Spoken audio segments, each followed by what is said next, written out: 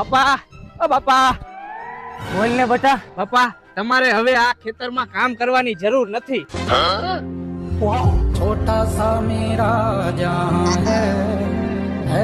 વાહ મારા દીકરા વાહ, મને હૈયે ધરાવ હતો કે આપણી ગરીબીમાંથી તું મને જરૂરથી બહાર કાઢીશ. પણ બાપા સાંભળો તો ખરા. ના, તું કાંઈ બોલ માં. હે ભગવાન, હે મારા નાથ, તે મારી સામું જોયું તો ખરા હો. પણ બાપા પેલા મારી વાત તો સાંભળો. તું બોલ માં કાંઈ. હે ભગવાન, આ મારા દીકરા જેવો તું લાગટ બધાને દીકરા દઈ જાય.